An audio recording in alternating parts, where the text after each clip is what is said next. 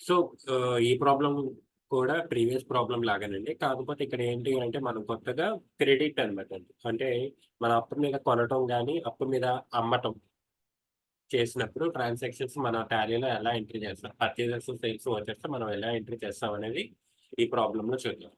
Mister Chandu started a medical shop business with rupees 1,50,000 అది already capital account already మనకు తెలిసిందే.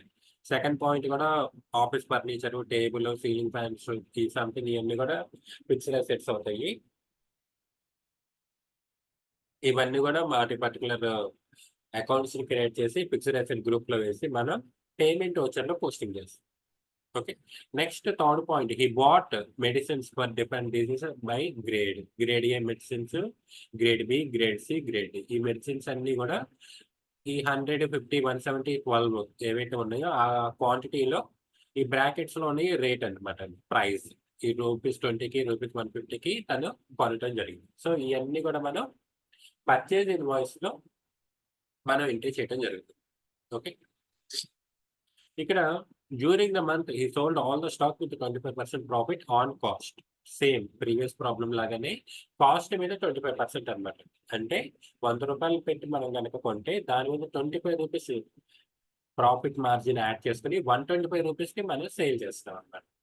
So, ఇప్పుడు రూ. 10కి కొంటే దాన్ని రూ. 2.50కి మనం యాడ్ చేస్తున్నాం. అంటే 25% ఆన్ కాస్ట్. సో, మన ప్రాఫిట్ రావాలి అంటే ఏం చేయాలి? ఈ 20 ఇంటూ 25% ఏస్తే వచ్చే రిజల్ట్ ఏదైతే ఉంటుందో అది మన ప్రాఫిట్. ఆ ప్రాఫిట్‌ని మన కాస్ట్‌కి యాడ్ చేస్తే ఓవరాల్ సెల్లింగ్ ప్రైస్ వస్తుంది. ఓకే. అండ్ ఇక్కడ and 5 patients who bought the stocks are equally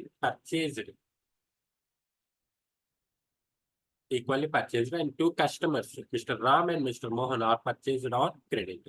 అంటే ఈ ఓవరాల్ స్టాక్‌ని సమానంగా, సమానంగా అందరూ కొన్నారన్నమాట. సమానంగా కొన్నారు. 5 పేషెంట్స్ సంథింగ్ ఐదుగురు కొన్నారంటే, అందులో మిస్టర్ రామ్, మిస్టర్ మోహన్ అని ఎవరైతే ఇద్దరు ఉంటారో వాళ్ళు క్రెడిట్ బేసిస్‌లో అప్పు మీద కొన్నారన్నమాట. అప్పు బేసిస్‌లో అది కొన్నారన్నమాట. సో, ఆ ట్రాన్సాక్షన్ మనం ఎంట్రీ చేయాలి అంటే ముందుగా మనం మిస్టర్ రామ్, మిస్టర్ మోహన్ ఇద్దరి అకౌంట్స్‌ని మనం క్రియేట్ చేయాలి. సో, వాళ్ళు మనం ఏ గ్రూప్‌లో ఏస్తాం, వీళ్ళు మన కస్టమర్స్ కాబట్టి సన్‌డ్రీ డెటార్స్‌లో వేస్తాం అన్నమాట. సన్‌డ్రీ డెటార్స్‌లో వేస్తాం. Next every time customer purchases ఈ provide carry bag costing rupees 150. Okay. Customer కొన్నప్పుడల్లా ఒక క్యారీ బ్యాగ్ అనేది తను అలాట్ చేస్తున్నాడు. అది తనకి కాస్ట్ అవుతుంది కాబట్టి మనం దాన్ని కూడా చార్జ్ చేస్తాం. యాక్చువల్‌గా ఇది రూ. 1 అంటే స్మాల్ అమౌంట్ కాబట్టి యాక్చువల్‌గా ఇది వీటిని మిస్‌లేనియస్ ఎక్స్‌పెన్సెస్ కింద మనం ట్రీట్ చేస్తామండి. బట్ ఇక్కడ ప్రాబ్లమ్‌లో ఏంటి అంటే సెపరేట్‌గా ట్రీట్ చేస్తాం. ఓకే. రియల్ టైమ్‌లో ఏంటి అంటే స్మాల్ ఎక్స్‌పెన్సెస్‌ని అది సెపరేట్ అకౌంట్ మెయింటైన్ చేయటం, వాటిలో మనం ఎంట్రీ చేయటం అనేది జరగదు. మిస్‌లేనియస్ ఎక్స్‌పెన్సెస్ అని ఉంటే వాటిలో మనం పోషిస్తాం. నెక్స్ట్ సిక్స్త్ పాయింట్ వచ్చి we required a helper or sales person and for this ఈ publish a advertisement in OLX costing rupees 300. Okay. తనకి ఒక హెల్పర్ అవసరమయ్యారు. దానికి ఓఎల్ఎక్స్‌లో అడ్వర్టైజ్‌మెంట్ అనేది పోస్ట్ చేస్తారు. అడ్వర్టైజ్‌మెంట్ అనేది మనకి ఇన్‌డైరెక్ట్ కాస్ట్ అవుతుంది. అది ఓఎల్ఎక్సా, ఈనాడు పేపరా, లేదంటే టెలివిజన్ యాడా, లేదా బస్ యాడా అనేది అనవసరం. అది అడ్వర్టైజ్‌మెంట్ అది మనం ఇన్‌డైరెక్ట్ ఎక్స్‌పెన్సెస్‌కి గ్రూప్‌లో వేయాలి. ఎందుకనంటే అది సేల్స్‌కి రిలేటెడ్ కాబట్టి. ఓకే. సేల్స్‌కి రిలేటెడ్ అన్నీ గూడా మనం ఇన్‌డైరెక్ట్ ఎక్స్‌పెన్సెస్‌లో వేస్తాం. Next he appointed one RMP doctor for normal checkup to patient and collect rupees 50 per each patient. During the month, 200 patients came and check up their health. And he paid 3,000 to RMP doctor. అంటే అక్కడ information ఏం లేదండి. తన medical shop దగ్గర ఒక RMP డాక్టర్‌ని allot చేసుకున్నాడంట. దానికి వచ్చిన పేషెంట్స్ ప్రతి ఒక్కళ్ళ దగ్గర రూ. 50 అనేది చార్జ్ అనేది తీసుకుంటాడు. అది తనకేమవుతుంది? ఇన్‌కమ్ అవుతుంది. ఓకే. నెక్స్ట్ ఈ ఫైనల్ పాయింట్‌లో హి పెయిడ్ 3,000 టు ఆర్ఎంపీ డాక్టర్. ఈ ఆర్ఎంపీ డాక్టర్ ఎవరైతే ఆ సర్వీస్ అనేది తనకి ప్రొవైడ్ చేశారో, ఆ సర్వీస్ తనకి ప్రొవైడ్ చేసినందుకు రూ. 3,000 ఈ మెడికల్ షాప్ పర్సన్ ఆ ఆర్ఎంపీ డాక్టర్‌కి పే చేశారంట. ఓకే. అది పేమెంట్ వౌచర్‌లో వస్తుంది. అది తనకి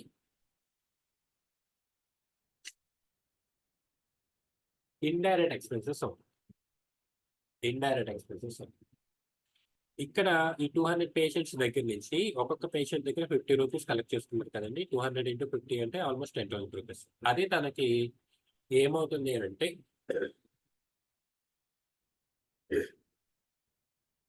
ఇండైరెక్ట్ ఇన్కమ్ అవుతుంది. ఎందుకని ఇండైరెక్ట్ ఇన్కమ్ అవుతుంది? ఇప్పుడు ఒక మెడికల్ షాప్ పర్సన్ ఒక ఆర్ఎంపీ డాక్టర్‌ని ఎందుకు పెట్టుకుంటారండి? తన దగ్గర ఆర్ఎంపీ డాక్టర్స్ ఉన్నారని చెప్పి పేషెంట్స్ వస్తారు కదా! ఆర్ఎంపీ డాక్టర్‌తో డైరెక్ట్‌గా చెకప్ చేసుకోవచ్చు. అని తన దగ్గరికి పేషెంట్ అంటే పక్క షాప్‌కి వెళ్ళకుండా నా షాప్ దగ్గరికి రావడానికి తను ఇది ప్లాన్ చేసుకున్నాడు. అంటే అది సేల్స్‌కి రిలేటెడ్. ప్రొడక్షన్‌కి రిలేటెడ్ కాదు. సేల్స్‌కి రిలేటెడ్. కాబట్టి RMP doctor charges, service charge ఏదైతే ఉందో అది తనకి ఇండైరెక్ట్ ఇన్కమ్ అవుతుంది.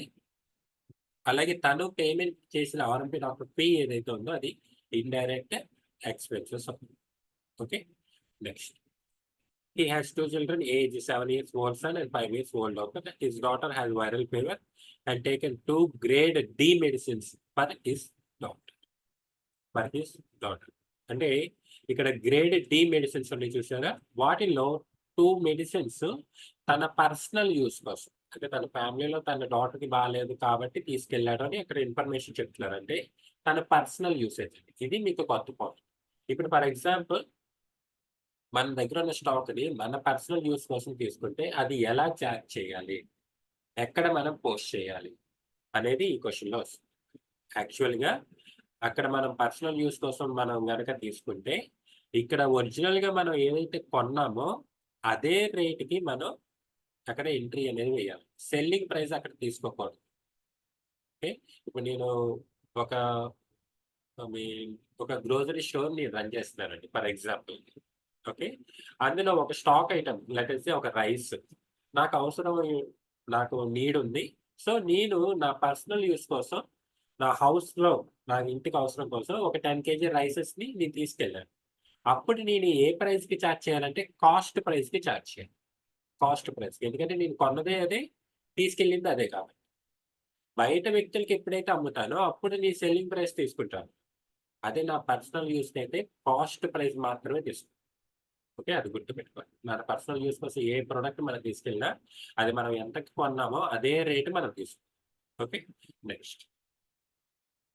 He newly places and put items like biscuits, chocolates, and bread in his shop costing 8,000 and he didn't sold anything. Okay. తను ఈ product అనేది కొన్నాడనమాట.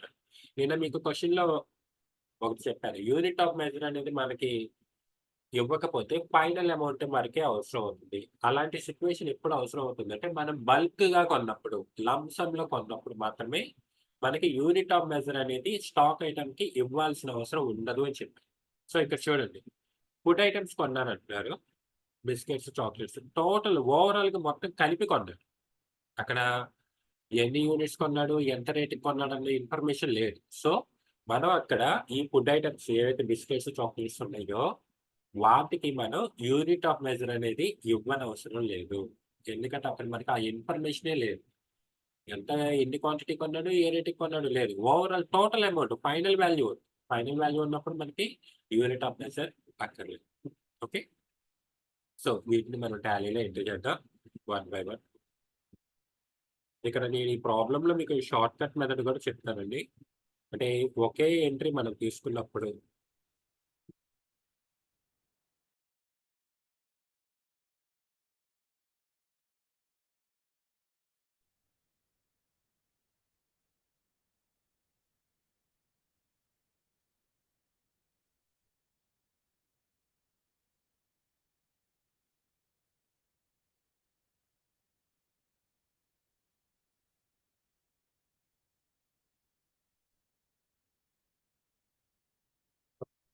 సో, ఫస్ట్ ఆఫ్ ఆల్ ఇక్కడ Sriram medical shop అని ఉంది కదా! Company name. నేను ఆ నేమ్‌తో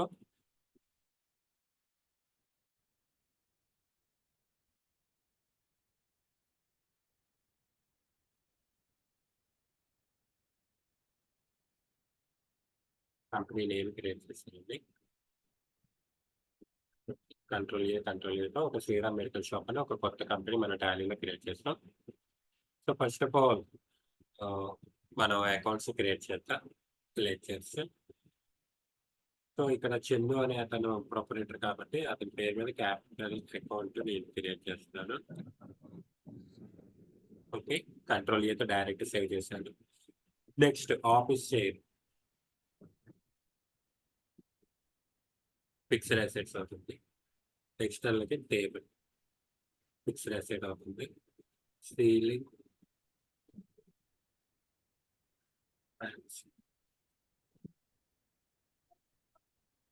ఇక్కడ కూడా చూడండి సెకండ్ పాయింట్ లో ceiling fan second handed per rupees 1550, original cost 3000. అంటే దాని ఒరిజినల్ వాల్యూ 3000 అంట, కానీ అతను సెకండ్ హ్యాండ్ కొన్నాడు అన్నాడు. సో ఇక్కడ అది సీలింగ్ ఫ్యాన్ లేదంటే బైక్ అవన్నీ పక్కన పెట్టేద్దాం. సెకండ్ హ్యాండ్ తను కొన్నది 1550కి, ఒరిజినల్ వాల్యూ 3000. ఏ వాల్యూ మీరు పోస్టింగ్ చేసేటప్పుడు తీసుకుంటారు అంటే తను ఒరిజినల్ గా కొన్న ప్రైస్ కి. ఓకే, అది ఒరిజినల్ వాల్యూ 3000 ఉన్నా 30,000 ఉన్నా అది అతను పే చేసిన అమౌంట్ కాబట్టి అది ఆ ఇన్ఫర్మేషన్ మనకి ఇర్రెలవెంట్ అన్నమాట, అనవసరం. Okay, and depreciation 10% on table and 20% on single. ఇది ఆల్వేస్ గా ఇండైరెక్ట్ ఎక్స్పెన్సెస్ ఆఫ్ ఉంటుంది. నెక్స్ట్, సో ఇక్కడ మన పర్చేజెస్ ఉన్నాయి కాబట్టి నేను పర్చేజెస్ కూడా ఒక అకౌంట్ క్రియేట్ చేస్తాను. ఓకే, పర్చేజెస్ సేల్స్ ఉన్నాయి కాబట్టి వాటికి కూడా ఒక లెడ్జర్ అనేది ఉండాలండి. మనం డైరెక్ట్ పర్చేజ్ ఇన్వాయిస్ ఓపెన్ చేసి అందులో మన స్టాక్ ఐటమ్స్ ఎంట్రీ చేయాలంటే ఈ స్టాక్ ఐటమ్స్ అన్ని కూడా ఇన్వెంటరీకి సంబంధించినవి. మరి ఇన్వెంటరీ ఐటమ్స్ అకౌంటింగ్ లో మనం ఎంట్రీ చేయాలంటే లెడ్జర్ కావాలి కదా, అందుకని మనం పర్చేజెస్ అకౌంట్ అనేది క్రియేట్ చేస్తాం. నేను మళ్ళీ చెప్పాను, మనం పర్చేజెస్ ఇన్వాయిస్ లో స్టాక్ ఐటమ్స్ ఎంటర్ చేస్తాం. స్టాక్ ఐటమ్స్ అనేది ఇన్వెంటరీ డిపార్ట్మెంట్. ఇన్వెంటరీ డిపార్ట్మెంట్ వేరు, అకౌంటింగ్ డిపార్ట్మెంట్ వేరు. మరి ఇన్వెంటరీ డిపార్ట్మెంట్ లో ఉన్న స్టాక్ ఐటమ్స్ అన్ని మనం అకౌంటింగ్ లో ఎంట్రీ చేయాలంటే లెడ్జర్ కావాలి. అందుకని మనం పర్చేజెస్ అకౌంట్ అనేది క్రియేట్ చేస్తాం. అలాగే సేల్స్ అకౌంట్ కూడా మనకి సేల్స్ గ్రూప్ లో వస్తుంది. అంటే ఇన్వెంటరీ డిపార్ట్మెంట్ లో మనం అమ్మినప్పుడు ఏ స్టాక్ ఐటమ్స్ అయితే అమ్మామో అవన్నీ మనం అకౌంటింగ్ లో ఎంట్రీ చేయాలంటే ఒక లెడ్జర్ కావాలి. ఇక్కడ నేను ఏ లెడ్జర్ యూస్ చేస్తున్నాను? Sales account, sales group. Okay, అందుకని మన purchases account sales account create చేయాలి. ఓన్లీ మనకి మెటీరియల్ ఇన్ఫర్మేషన్ అంటే మనం ఎంత అమ్మాము ఎంత కొన్నాము అనేది మాత్రమే కావాలంటే మనం ఈ అకౌంట్స్ క్రియేట్ చేయగలేదు. ఫైనల్ గా మనకి ఎంత వాల్యూ మనం పే చేయాలి, మనం ఎంత వాల్యూ తీసుకోవాలి అనేది మనకి తెలియాలి అని అంటే ఖచ్చితంగా లెడ్జర్స్ అనేవి మనకు అవసరం. ఓకే, నెక్స్ట్ ఇవి మనం అకౌంట్స్ ఈ కింద గ్రేడ్ ఏ గ్రేడ్ బి ఇవన్నీ కూడా స్టాక్ ఐటమ్స్. మనం ఆ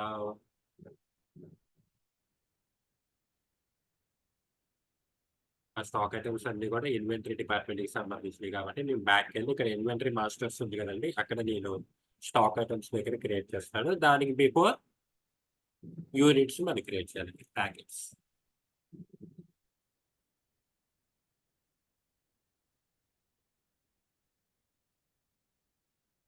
అండ్ యూనిట్ క్వాంటిటీ కోడ్ దగ్గర నేను ప్యాక్స్ అనేది చేస్తాను. యూనిట్ క్వాంటిటీ మన జిఎస్టీ ప్రాబ్లం చేసేటప్పుడు మనకి కంట్రోల్. ఓకే, ఆల్వేస్ ఇక్కడ మనకి మెడిసిన్స్ అన్ని కూడా ప్యాకెట్స్ యూనిట్ ఆఫ్ మెజర్ ఉంది కాబట్టి అది ఒక్క యూనిట్ ఆఫ్ మెజర్ మనకి సరిపోతుంది. Next stock item gradian primary group. ప్రస్తుతానికి మనం స్టాక్ గ్రూప్ స్టాక్ కేటగిరీస్ ఇంకా మనం అక్కడి వరకు వెళ్ళలేదు కాబట్టి నేను ప్రైమరీ అని ఇచ్చేస్తున్నాను. ప్రైమరీ అంటే మీనింగ్ ఏంటి? ఇండివిజువల్, ఇది ఏ గ్రూప్ కి చెందింది కాదు, ఇండివిజువల్ ఐటమ్ అని మనం చెప్తాం. అలాగే గ్రేడ్ బి మెడిసిన్స్, ఇది కూడా ప్యాక్. కంట్రోల్ ఏతో డైరెక్ట్ సేవ్ చేస్తున్నాను. Grade C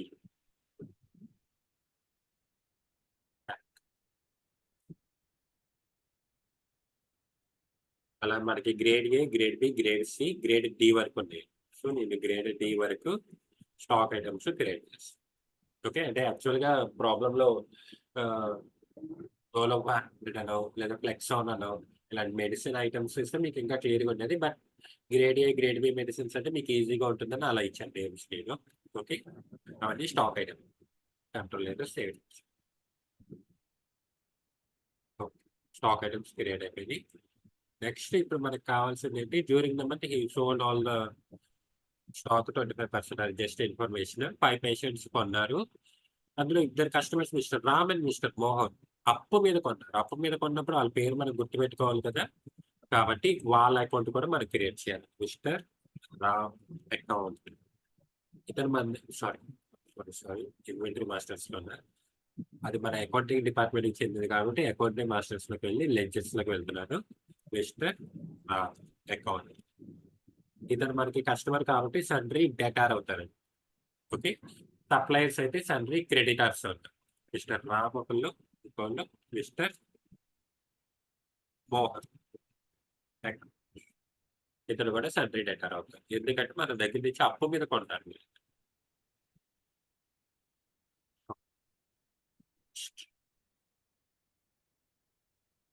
carry back cost యాక్చువల్గా రియల్ టైంలో ఇలా స్పెసిఫిక్గా క్యారీ బ్యాక్ కాస్ట్ అనేది ఉండదండి. మిస్లేనియస్ ఎక్స్పెన్సెస్ లో వేసేస్తారు. ఇవన్నీ ఇండైరెక్ట్ ఎక్స్పెన్సెస్. క్యారీ బ్యాక్ అంటే మనం at the time of sale, మన సేల్ అమ్మినప్పుడే కదంటే క్యారీ బ్యాగ్స్ వాళ్ళు యూస్ చేసేది. సో ఆ కాస్ట్ ఏమవుతుంది, సేల్స్ కి రిలేటెడ్ కాబట్టి ఇండైరెక్ట్ ఎక్స్పెన్సెస్ గ్రూప్ లో వస్తుంది. డ్యూరింగ్ ద పర్సన్ అడ్వర్టైజ్మెంట్ ఇచ్చారు వాలెట్స్ లో, అదేమవుతుంది యాడ్స్. ఇది కూడా ఇండైరెక్ట్ ఎక్స్పెన్సెస్, ఎందుకంటే అడ్వర్టైజ్మెంట్ సేల్స్ కి రిలేటెడ్ కాబట్టి.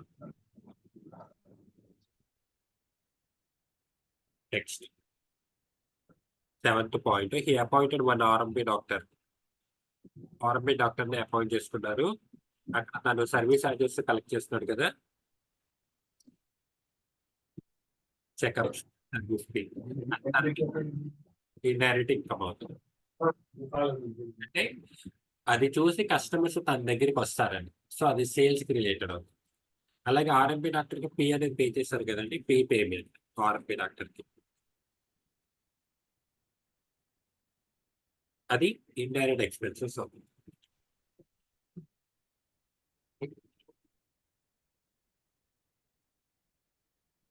నెక్స్ట్ తన పర్సనల్ యూస్ కోసం ఒక 5 years ఓల్డ్ డాక్టర్ తన కూతురికి పర్సనల్ యూస్ కోసం ఒక 2 గ్రేడ్ డి మెడిసిన్స్, ఈ 8th పాయింట్ అని నేను చదువుతుంది, 2 గ్రేడ్ డి మెడిసిన్స్ డాక్టర్ కని తీసుకెళ్ళి తన పర్సనల్ యూస్. ఓకే, దాన్ని యాక్చువల్గా రియల్ టైంలో అంటే డ్రాయింగ్స్ అంటారండి. డ్రాయింగ్స్ డ్రా అంటే మనం ఉంచిన అమౌంట్ డ్రా చేస్తాం. మన ఏటీఎంస్ లో చూస్తారు కదా విత్ డ్రా అంటారు. విత్ డ్రా అంటే మన డబ్బులు మనం వెనక్కి తీసుకునే దాన్ని డ్రా అంటారు. ఓకే, ఇప్పుడు ఇది ఏ గ్రూప్ అంటే సింపుల్ లాజిక్ క్యాపిటల్ అకౌంట్ లోకి వస్తుంది. క్యాపిటల్ అకౌంట్ లోకి వస్తుంది. అదేంటి క్యాపిటల్ అకౌంట్ ఇలా వచ్చింది అంటే, మనం పెట్టుబడి పెట్టినప్పుడు క్యాపిటల్ అకౌంటే, ఆ పెట్టుబడి వెనక్కి తీసుకున్నప్పుడు కూడా క్యాపిటల్ అకౌంట్. ఇక్కడ తన మెడిసిన్స్ ని, ఇప్పుడు స్టాక్ ఐటమ్స్ లో తను ఇన్వెస్ట్మెంట్ చేశాడండి, పెట్టుబడి పెట్టాడు. ఇప్పుడు తన పర్సనల్ యూస్ కోసం వెనక్కి తీసుకుంటాడంటే ఆ పెట్టుబడి వెనక్కి తీసుకున్నట్టే కదా. సో అదే ఆ పెట్టుబడి క్యాపిటల్ అకౌంట్ గ్రూప్ లోకి వస్తుంది. ఇది మళ్ళీ చెప్తాను, మనం పెట్టిన పెట్టుబడి వెనక్కి తీసుకున్నప్పుడు ఏ అకౌంట్ అయితే యూస్ చేస్తున్నామో డ్రాయింగ్ అకౌంట్ అని, అది కూడా క్యాపిటల్ అకౌంట్ గ్రూప్ లోకే వస్తుంది. మనం ఇన్వెస్ట్ చేసినప్పుడు అంటే కంపెనీలో ఇన్వెస్ట్ చేసినప్పుడు క్యాపిటల్ అకౌంటే, విత్ డ్రా చేసినప్పుడు కూడా క్యాపిటల్ అకౌంట్. ఓకే, ఈ స్టాక్ ఐటమ్స్ అన్ని కూడా తన పెట్టుబడి కాబట్టి తను వెనక్కి తీసుకున్నాడు కాబట్టి అప్పుడు కూడా మనకి క్యాపిటల్ అకౌంట్ మాత్రమే యూస్ చేస్తాం. Okay, control. నెక్స్ట్ ఇక్కడ ఫుడ్ ఐటమ్స్ కొన్నారంటారు. Food items like biscuits, chocolates ఏదో పెట్టుకున్నారు. ఆ ఫుడ్ ఐటమ్స్ కొనేది ఏంటి, మనకి స్టాక్ ఐటమ్ అవుతుంది. మళ్ళీ నేను స్టాక్ ఐటమ్స్ లోకి వెళ్ళి ఇక్కడ ఫుడ్ ఐటమ్స్ అనేసి, ఇక్కడ యాక్చువల్గా నేను ఎటువంటి యూనిట్ ఆఫ్ మెజర్ ఇవ్వలేదు, ఎందుకంటే మనం ఎంత క్వాంటిటీ కొన్నాం, ఏ రేటుకి కొన్నాం అన్న ఇన్ఫర్మేషన్ మన దగ్గర లేదు. ఓవరాల్ గా బల్క్ కొనేసాం, మొత్తం కలిపి ఎంత అని కొనేసాం అంతే.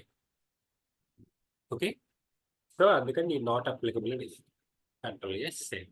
ఇప్పుడు బ్యాక్ వెళ్ళిపోయాం, టోటల్ గా మన అకౌంట్స్ అలాగే స్టాక్ ఐటమ్స్ కూడా మనం క్రియేట్ చేసామండి. ఇప్పుడు మనం పోస్టింగ్స్ లో వెళ్తాం. సో వాచర్స్ లో వెళ్తున్నాం. రిసిప్ట్ వచ్చింది, ఆల్వేస్ గా మీకు ప్రీవియస్ నుంచి తెలిసిందే, క్యాపిటల్ అకౌంట్ ఎప్పుడు కూడా క్యాష్ అనేది కంపెనీలోకి ఇన్ అయింది కాబట్టి రిసిప్ట్ వచ్చారు. క్యాష్ చెందిస్ క్యాపిటల్ అకౌంట్ అలా పుట్టిన.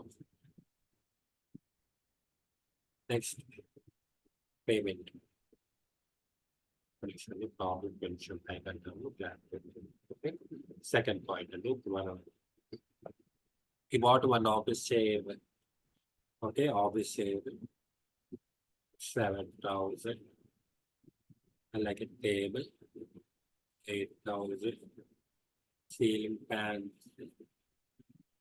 సెకండ్ హ్యాండెడ్ కొన్నాడండి. ఒరిజినల్ కాస్ట్ మనకు అనవసరం. మనం ఎంతకి కొన్నామో అదే మనకి ఇంపార్టెంట్.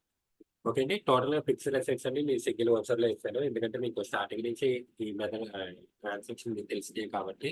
ఓకే. కంట్రోల్. నెక్స్ట్ ఇక్కడ డిప్రిషియేషన్ అనే అకౌంట్ వచ్చింది. ఓకే. డిప్రిషియేషన్ అకౌంట్ వచ్చింది. డిప్రిషియేషన్ అనేది నాట్ క్యాష్ ఎక్స్‌పెన్స్ కాబట్టి మనం దాన్ని జనరల్‌లో పోస్ట్ చేస్తాం. ఓకే. జనరల్‌లో పోస్ట్ చేస్తాం. Depreciation account. ఎంత డిప్రిషియేషన్ 10% ఆన్ టేబుల్ అన్నారు. టేబుల్ మీద 10% అంటే 1 ఇయర్ తర్వాత ఇప్పుడు ప్రెజెంట్ టేబుల్ వాల్యూ ఎంత ఉంది? 8,000 ఉంది. ఓకే. ఒక 1 ఇయర్ తర్వాత ఆ టేబుల్ వాల్యూ 10% డిప్ అంటే తగ్గిపోయింది అంటున్నాడు. దీని మీద 10% అంటే 800 తగ్గిపోయింది. సో, 800 అనేది డిప్రిషియేషన్. డిప్ అంటే ఏంటి? తగ్గిపోవడం. 8,000కి కొన్న టేబుల్ సంవత్సరం తర్వాత రూ. 800 తగ్గిపోయి ప్రెజెంట్ రూ. 7,200 ఉంది. ఓకే. సో, 800 అనేది మనం ఇక్కడ పోస్ట్ చేయాలి.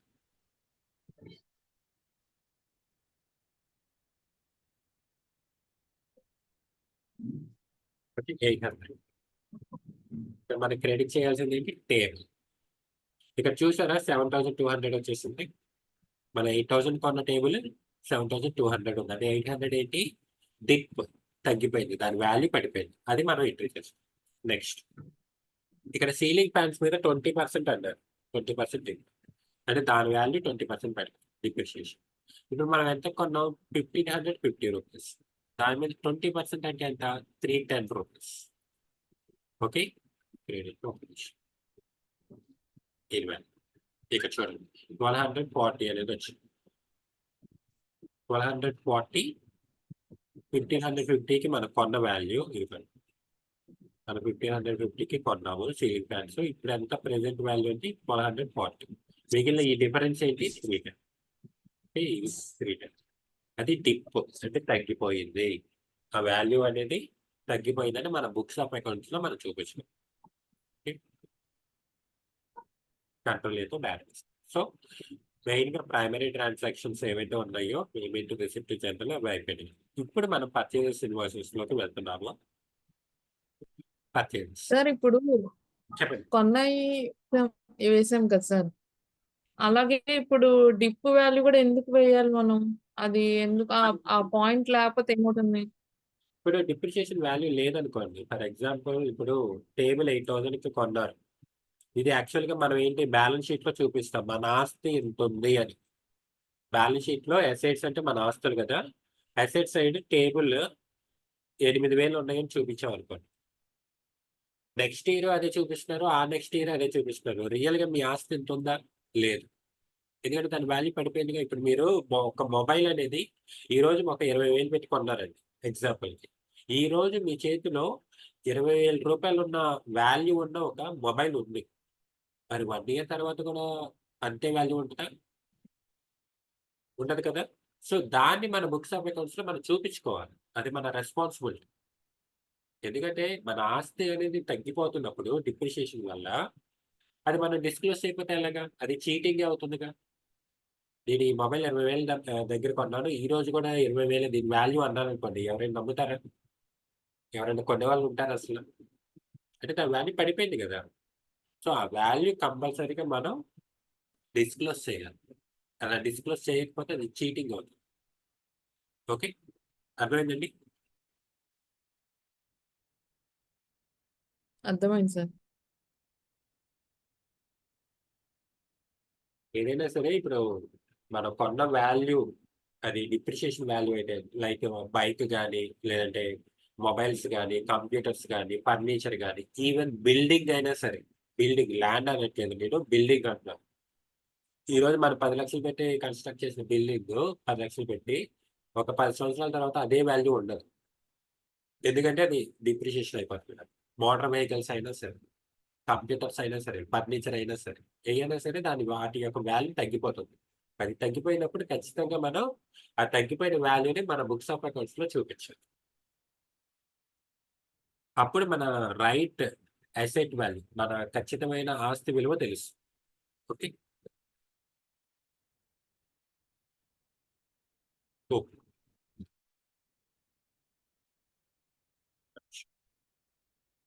ఓకే. ఇప్పుడు పర్చేజెస్ ఇన్వాయిస్ ఓపెన్ చేస్తున్నాను.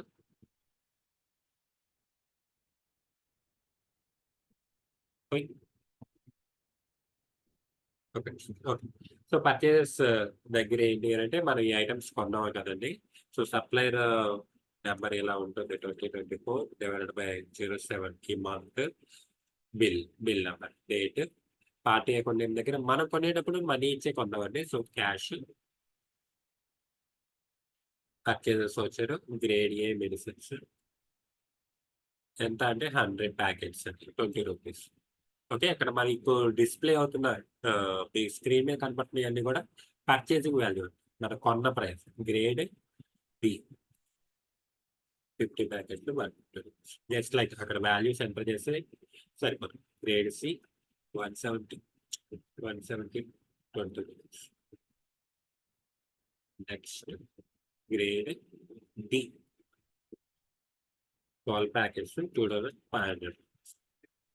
ఓవరాల్‌గా దాని యొక్క అమౌంట్ ఇంత మనం పే చేసాం. కంట్రోల్ ఏదో ఇది సేవ్ చేసాం. ఓకే. పర్చేజెస్ అయిపోయినాయి. ఇప్పుడు మనం సేల్ చేసాం. సో, సేల్స్ వోచర్‌కి వెళ్తున్నాం. ఓకే. ఇక్కడ సేల్స్‌లో చూడండి 5 patients who bought the stock or equally purchased. అంటే 5 కొన్నారండి. అంటే 5 ఇన్వాయిస్‌ని మనం క్రియేట్ చేయాలి. 5 ఇన్వాయిస్‌ని మనం క్రియేట్ చేయాలి. ఓకే. సో, ఇక్కడ ఫస్ట్ ఆఫ్ ఆల్ డబ్బులకి కొన్న వాళ్ళు క్యాష్ అకౌంట్ వేస్తున్నాను నేను. Sales account, grade A medicine. ఒకళ్ళు ఎంత కొన్నారు? 100 టోటల్ మన దగ్గర స్టాక్ అండి. 5గురు కొన్నారు సమానంగా అంటే ఒక్కొక్కళ్ళు ఎంత కొన్నట్టు 100/5 అంటే 20 యూనిట్స్ కొన్నారు. 20 యూనిట్స్ కొన్నారు. ఓకే. అక్కడ మొత్తం బిల్లు మనం ఒకే చోట వేయడానికి లేదండి. ఎందుకంటే 5గురు కొన్నారు. సమానంగా కొన్నారని క్వెషన్‌లో ఇచ్చారు అంటే మన దగ్గర 100 యూనిట్స్ ఉన్నాయి. ఒకళ్ళు 20 యూనిట్లు కొన్నారు. ఇంకోళ్ళు 20 యూనిట్లు కొన్నారు. ఇంకోళ్ళు 20 యూనిట్లు కొన్నారు. సో, 5 బిల్స్ కావాలి మనకు. ఓకే. రేట్ ఎంత అంటే ₹20 ఇంటూ 25%. 20 ఇంటూ 25% మనం వేసింది ప్రాఫిట్ అన్నమాట. ఆ ప్రాఫిట్ మన కాస్ట్‌కి యాడ్ చేస్తే మన సెల్లింగ్ ప్రైస్ వస్తుంది. So,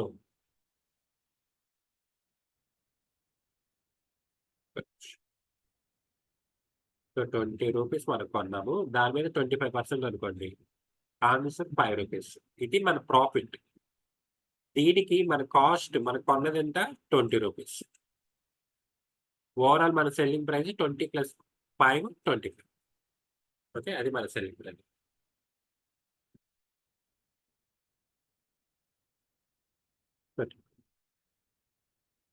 grade B.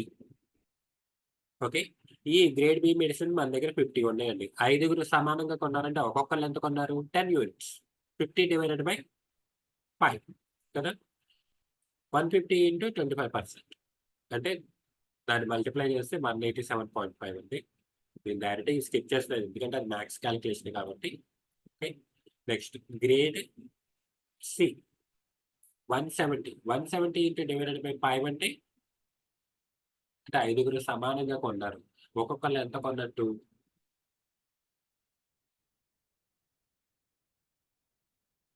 170 34 యూనిట్స్ కొన్నట్టు. ఓకే. 170 డివైడెడ్ బై 5గురు సమానంగా కొన్నారంటే ఒక్కొక్కళ్ళు 34 యూనిట్స్ కొన్నట్టు. సేమ్ ₹20కి మనం కొన్నాము. దాని మీద ₹5 లాభం వేసుకొని అమ్మామంటే ₹25కి అమ్ముతున్నాడు. Next grade D. ఇవి ఎన్ని యూనిట్స్ అండి? 12 ప్యాకెట్స్ ఉన్నాయి. ఇక్కడ 2 ప్యాకెట్స్ తన కూతురు కోసం, తన పర్సనల్ యూజ్ కోసం తీసుకెళ్లారు కదండీ! సో, ఆ 12 యూనిట్స్‌లో 2 ప్యాకెట్స్ తీసేస్తే 10 యూనిట్స్ ఉంటాయి. ఆ 10 యూనిట్స్ డివైడెడ్ బై 5 పర్సన్స్ కొన్నారు. అంటే ఒక్కొక్కళ్ళు ఎంత కొన్నట్టు? 2 యూనిట్స్ కొన్నారు. ఓకే. జస్ట్ మ్యాథ్స్ కాలిక్యులేషన్ అండి. మీరు ఈ రికార్డెడ్ సెషన్ చూసినప్పుడు మళ్ళీ ఒకసారి రిపీటెడ్‌గా వినండి. మీకు ఈజీగా అర్థమవుతుంది. జస్ట్ మ్యాథ్స్ అక్కడ అంతే. 2500 మనం కొన్నాము. దాని మీద 25% ప్రాఫిట్ అంటే 625. సో, 3125 అది సెల్లింగ్ ప్రైస్. ఓకే. సో, ఇది ఒకళ్ళు కొన్నారు. కంట్రోల్ అయితే సేవ్ చేసి. సేమ్ ఇదే ఇన్వాయిస్ ఇంకోళ్ళకుంది, ఇంకోళ్ళకుంది, ఇంకోళ్ళకి. ఇంకో మిగిలిన నలుగురు కస్టమర్స్ కూడా సేమ్ ఇదే ఇన్వాయిస్. మరి మళ్ళీ మళ్ళీ ఎంటర్ చేస్తూ ఉండాలా ఇది అంటే అక్కర్లేదు. ఇక్కడే మనం డూప్లికేషన్ అనే ఒక కొత్త కాన్సెప్ట్ చూద్దాం. ఓకే. డూప్లికేషన్. అంటే మన వోచర్స్‌ని మనం కాపీ చేసుకోవచ్చనమాట.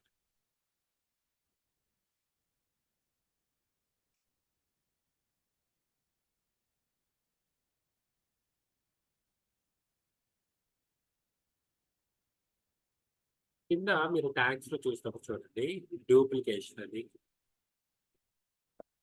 డూప్లికేట్ వర్షన్ ఉంది చూసారా? అక్కడ షార్ట్ కట్ Alt+2 ని మనం డూప్లికేషన్ చేయొచ్చు. అంటే సేమ్ వోచర్ మిమ్మల్ని మీరు మళ్ళీ మళ్ళీ ఎంట్రీ చేయమన్నారు అనుకోండి, మీరు రియల్ టైమ్ జాబ్ చేసేటప్పుడు దాన్ని మళ్ళీ కొత్తగా cash, sales, grade A, quantity, rate ఇవన్నీ మీరు ఎంట్రీ చేసే వెళ్ళకుండా జస్ట్ దాన్ని ఇక్కడ సెలెక్ట్ చేసుకోండి. ఈ పైన ఇలా సెలెక్ట్ చేసుకోండి. ఏది సేల్స్ వోచర్ ని సెలెక్ట్ చేసుకున్నాను. జస్ట్ మీ కీబోర్డ్ లో Alt+2 క్లిక్ చేసేయండి. అది వచ్చేసి ఓపెన్ అయింది చూసారా? ఇక్కడ క్వాంటిటీ మొత్తం ఇంతే కదా, ఏ డిఫరెన్స్ లేదు.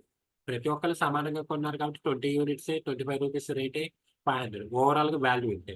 కంట్రోల్ ఏ చేసేది అయిపోయింది. ఇక్కడ చూసారా డూప్లికేషన్ వచ్చేసింది.